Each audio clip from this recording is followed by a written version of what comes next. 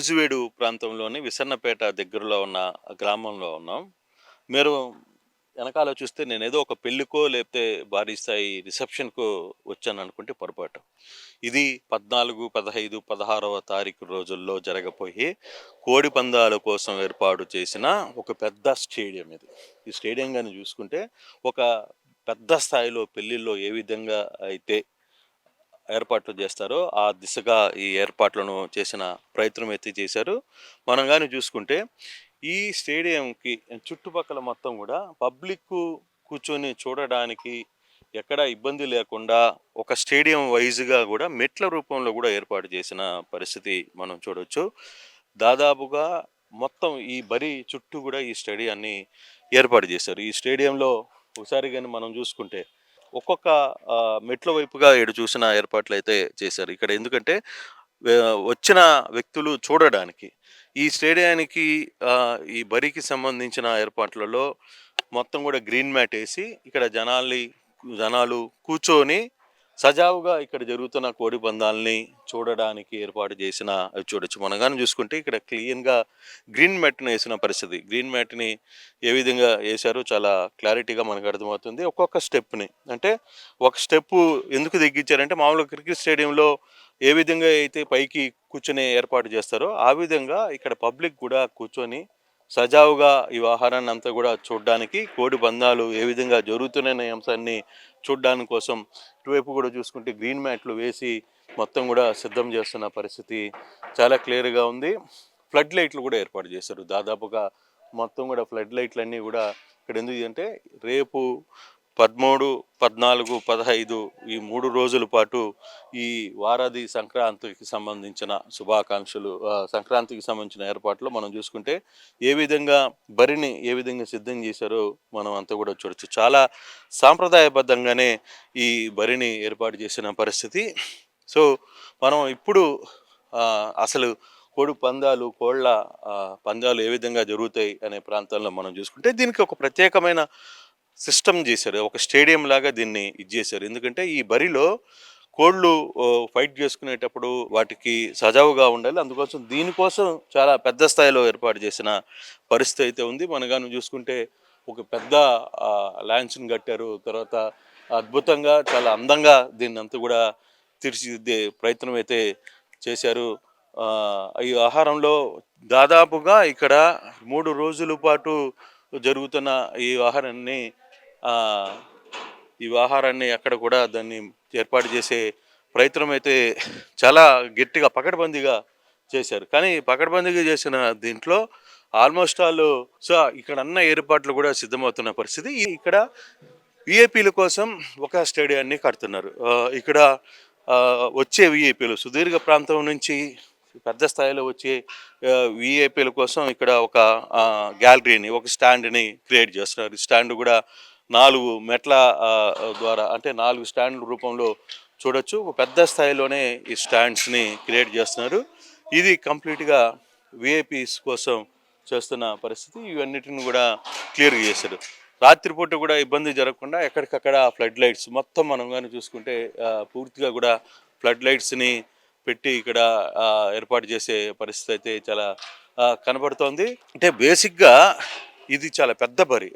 ఇటీవల కాలంలో ఎప్పుడు ఇంత భారీ స్థాయిలో బరిని ఏర్పాటు చేసిన పరిస్థితి అయితే లేదు. నూజివీడుకి సంబంధించిన వారధి అసోసియేషన్ కల్చర్ తరఫున ఈ కోడి పందాలు ఇక్కడ నిర్వహించే ప్రయత్నం అయితే చేస్తున్నారు. చాలా పకడ్బందీగా చేస్తున్నారు.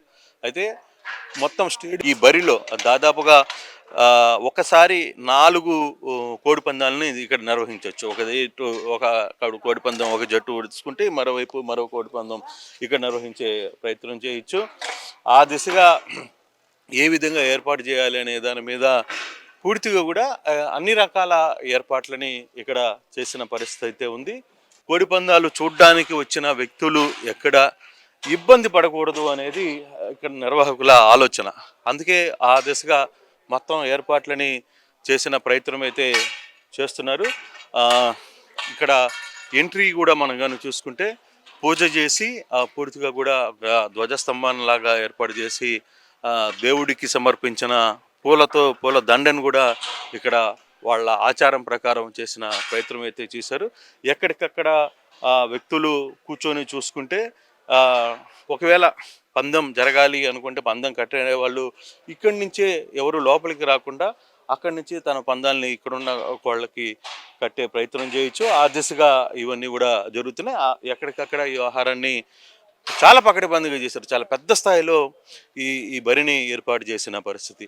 కృష్ణా జిల్లాలో ఇంత స్థాయిలో ఇంత పెద్ద స్థాయిలో బరి ఏర్పాటు చేయడం ఇదే మనకి అర్థమవుతుంది. చాలా పెద్ద స్థాయిలో అంటే ఒక ఒక బరిని ఏర్పాటు చేయడం, దాని చుట్టూ ఉన్న పబ్లిక్‌ని మొత్తాన్ని కూడా ఎక్కడికక్కడ ఇక్కడ మనం చూసుకుంటే వీఐపీలు ఇక్కడ కూర్చుంటారు. అటువైపు కామన్ పబ్లిక్ కూర్చుంటారు. కామన్ పబ్లిక్ లోపలికి రాకుండా ఉండడానికి కొన్ని ఏర్పాట్లు చేశారు. ఈ బరిని కూడా చాలా సిస్టమేటిక్గా ఏర్పాటు చేస్తున్నారు. ఎక్కడ అంటే ఇక్కడ చిన్న చిన్న కోళ్ళు పందాలు జరిగేటప్పుడు వాటికి ఎక్కడ మామూలుగా ఒక బాక్సింగ్ పోరు ఏ విధంగా ఉంటుంది, ఒక బాక్సింగ్ పోరు జరిగితే ఆ బాక్సింగ్లో ఏ విధంగా మ్యాట్ని సిద్ధం చేయడమో లేకపోతే ఆ స్టేడియాన్ని ఆ పిచ్ని ఏ విధంగా రెడీ చేస్తారో ఆ దిశగా అంతా పకడ్బందీగా పద్ధతిగా ఈ కోడి పందాన్ని ఇక్కడ తయారు చేసే ప్రయత్నం అయితే చేస్తున్నారు. అందుకు పూర్తిగా కూడా ఎక్కడ చూసినా లైట్స్ కావచ్చు, వచ్చిన వాళ్ళకి ఎటువంటి ఇబ్బందులు కలగకుండా చాలా స్థాయిలో చాలా పెద్ద స్థాయిలో ఏర్పాట్లు అయితే చేశారు. వీళ్ళు ఇక్కడికి వచ్చి చూడడానికి వచ్చే ఎవరైతే వీక్షకులు ఉంటారో కోడి పందాలు అంటేనే మనకి తెలుసు సుదూర ప్రాంతాల నుంచి వివిధ ప్రాంతాల నుంచి కూడా ఇక్కడికి వచ్చి చూసే ప్రయత్నం అయితే చేస్తుంటారు.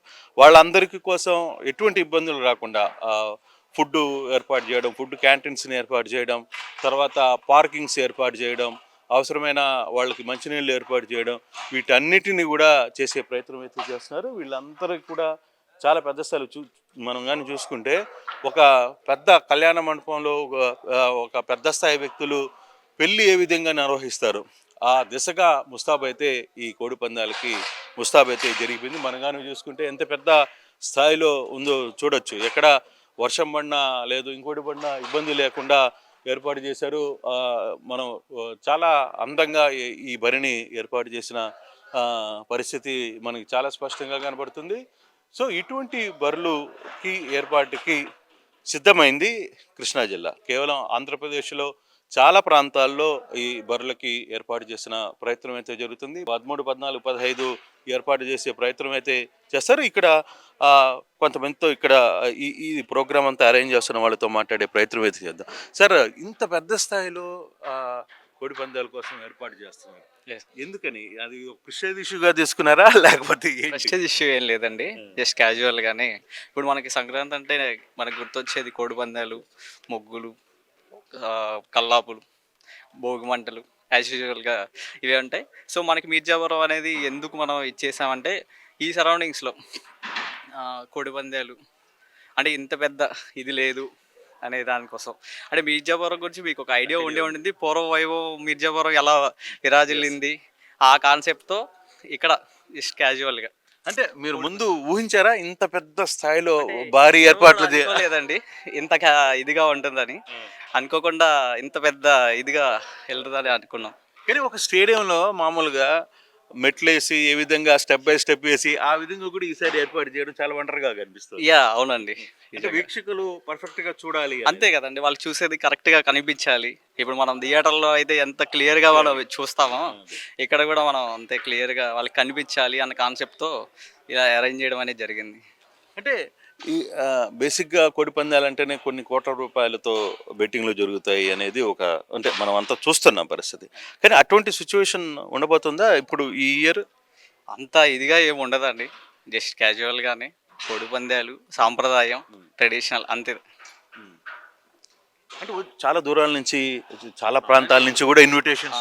అవునండి, మీరు కూడా చాలా మందిని పిలుస్తుంటారు. అవునండి, విఐపీలను పిలుస్తారు. తెలంగాణ ప్రాంతం నుంచి పెద్ద ఎత్తున రాబోతున్న పరిస్థితులు అయితే ఉన్నాయి. ఎవరైనా ఈ ప్రాంతం మిర్జాపురానికి మీరు ఎవరెవరికి ఆహ్వానం పంపించారు? అందరూ ఆహ్వానితులేనండి. పండగకి వచ్చే వాళ్ళందరూ కూడా సంక్రాంతి పండగకి విజిట్ చేసే వాళ్ళందరూ, అంటే మీకు సంక్రాంతి అనగానే గుర్తొచ్చేది ఫస్ట్ ఆఫ్ ఆల్ ఏపీఏనండి. ఈస్ట్ గోదావరి